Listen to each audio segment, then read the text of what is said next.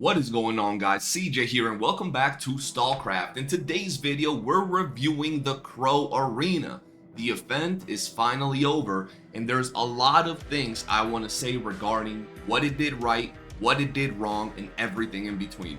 So without further ado, let's hop right into the video. For those of you that don't know, the Crow Arena is the most recent event to hit StallCraft. Basically, it's an event like the Blizzard event that gave us something to do for a period of time. This particular event featured a PvPvE arena mode where you would fight hordes of mobs, and every 5 rounds you would fight players. This would go on for multiple rounds, and whoever got the best score would be the winner. Now, the event in itself was very fun. I see myself playing this if it's a permanent game mode. It's fun, it's interactive, and it gives replayability to the game. Sometimes it could be a little long, and I do understand how we still have the problem of if you don't have friends, if you don't have people to play with, it's going to be a little bit difficult. Nonetheless, the event was great. I've been saying since it dropped that they have to replace dead time with this event. Nobody does dead time. Nobody likes dead time. The rewards, the weekly reward from dead time is not bad. 6 spare parts, but nobody's willing to go through it because it's such a bad game mode. Put Crow Arena instead of dead time with the same rewards and we'll be good. So devs, on that, y'all did great. We saw new bosses. We literally saw like 5, 6, 7, 8 new, entirely new bosses. Sure, some people would argue that they're reskin. I get it, but it's a start.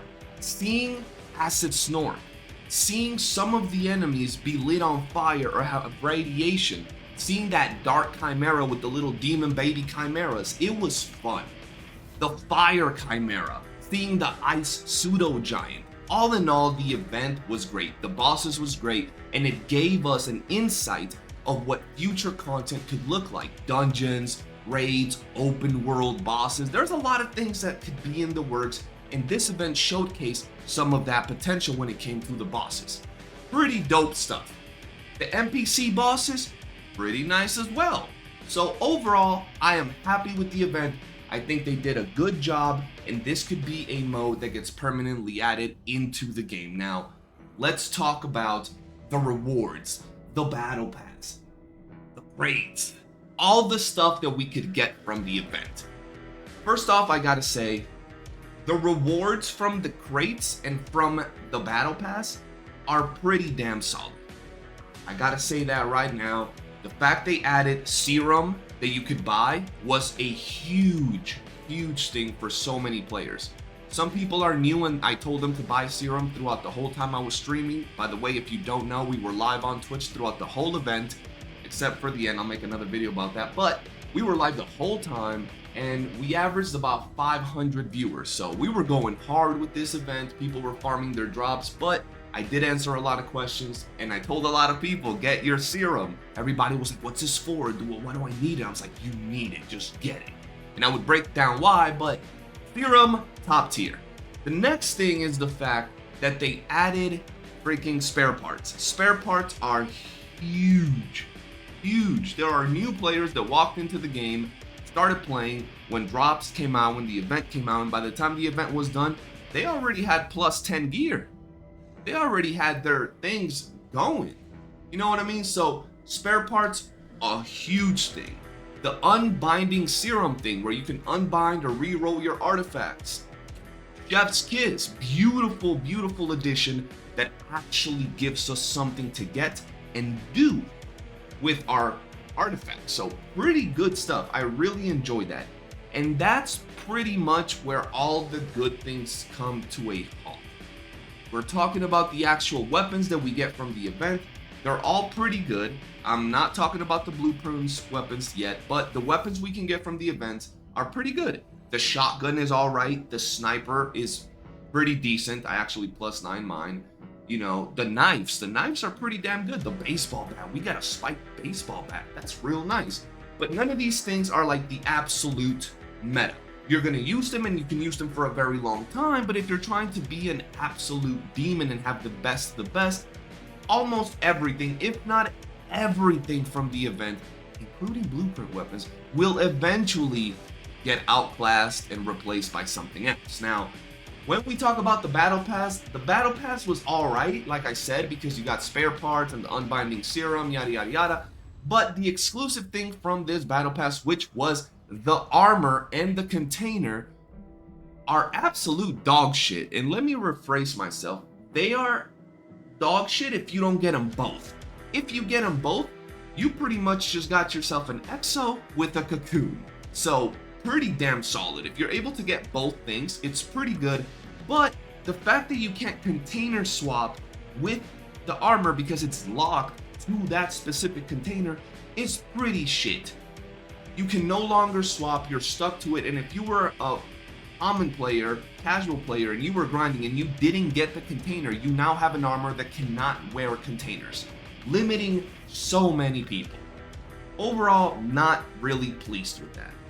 And let's talk about the last bit of things that we can get from this event, and those are the blueprint weapons. Those are pretty cool. Pretty damn good weapons. They're not the absolute best of the best, but they're pretty damn good.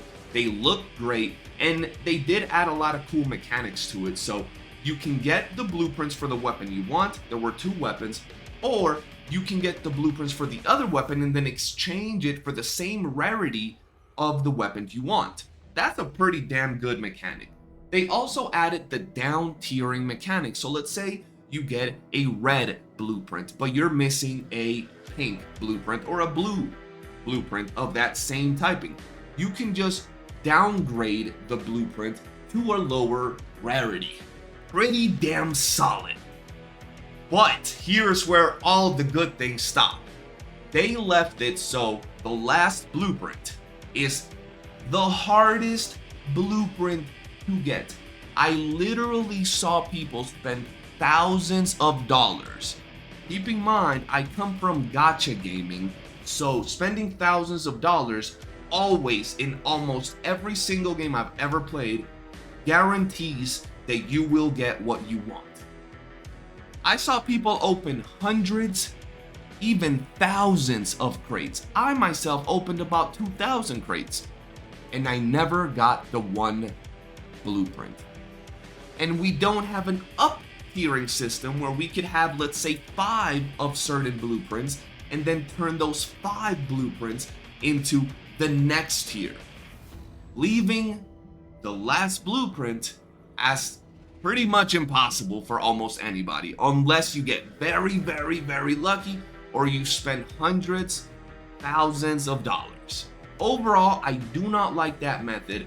I feel that if the game is going to continue to evolve in a way where the new content that they add, the new fancy guns and the event items are locked behind a paywall basically, or an RNG wall that is so far off reality where players cannot guarantee they can get something even if they grind without sleep or spend thousands of dollars, I don't think it's a good event mechanic, and I don't think it's worth players' money or time to invest into that if that is how they're gonna do things. If in the future they add a trade-up mechanic for these blueprints, if they add a pity system to the crates, matter of fact, if we even know what the percentages are, we don't even know the percentage of the crates that drop these things because they have a little loophole where they don't have to tell us what the percentage is, which is rather scummy, not really user-friendly, but hey, just pointing that out. Now, let's talk about the really ugly. There was a questline for the event that gave some relatively subpar rewards. The main questline gave us blue tier armor that is alright, but kinda useless. By the time you get the quest, which is at the bar, you usually already have your blue tier armor, so there's not a lot of use to this. Compared to the last event, we got a veteran rank gun. We could actually use that. Do we use it? Not really, but could we? Most definitely. Whereas in here, no one is using this thing. On top of that, once you finish the event, there is another quest line.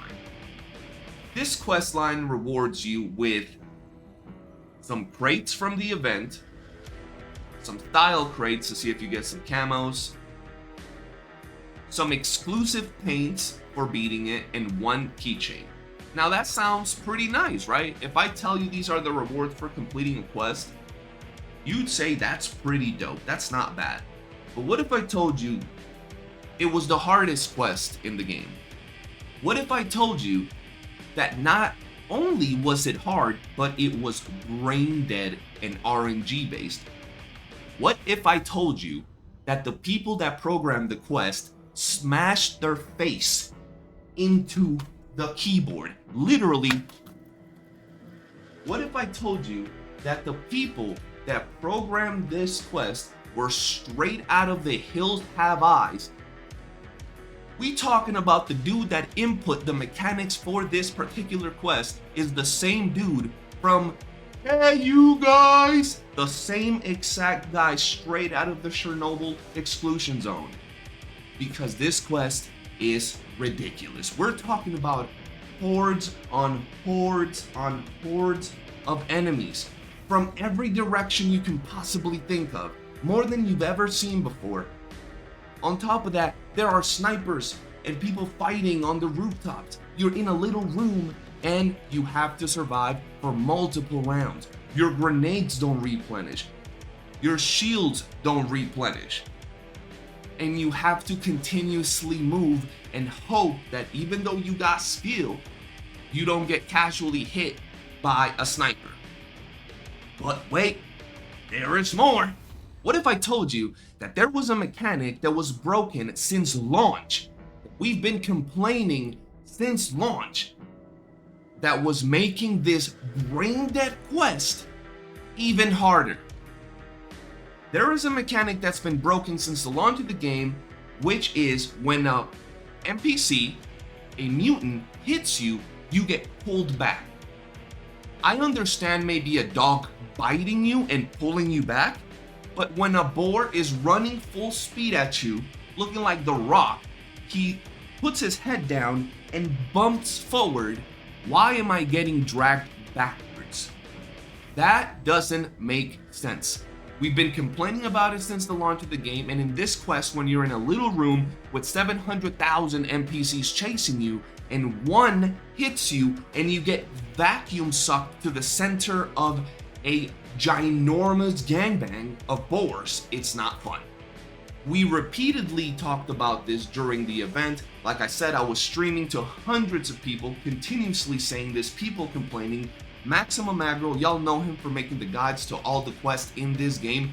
He made a video complaining about it, and despite the fact we had multiple maintenances, this never got fixed.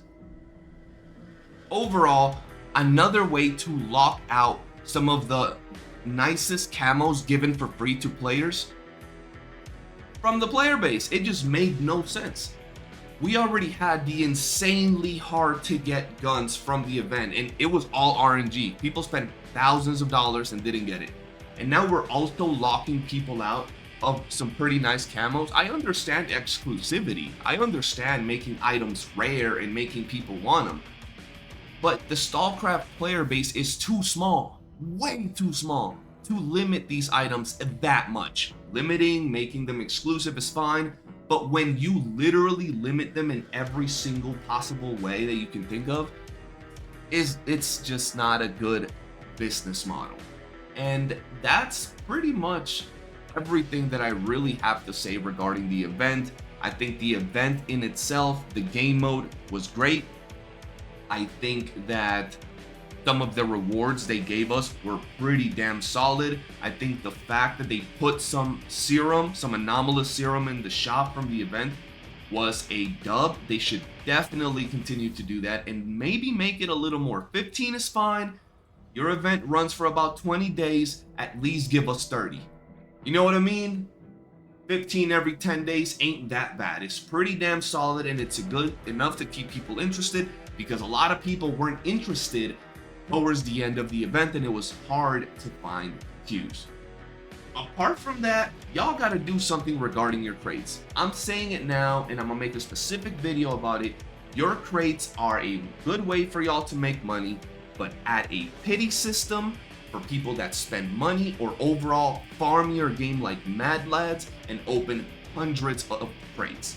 If y'all don't do that, I'm telling everybody that's watching this video, don't spend money, bro. Just don't. I literally saw people sit down in VCs opening crates for hours. Speed opening, mind you, not clicking it, watching the little box open. I'm talking about clicking it, shift, escape, like holding shift, click, escape, open, escape, escape, escape. They were speed opening hundreds and hundreds and hundreds of crates, and they never got the blueprint. It's just not worth it. Regarding quest lines that y'all add into the game, at least show us some of your developers beating it. At least let us see that y'all ain't beating it on your 77th try out of pure luck. Let us see that it's a skill-based mode that we can go through, beat your quest if we do things right, and we're Gucci. That's all we're saying. And that's pretty much it, honestly, regarding the review for the Crow Arena. Let me know your personal experience in the comment section below.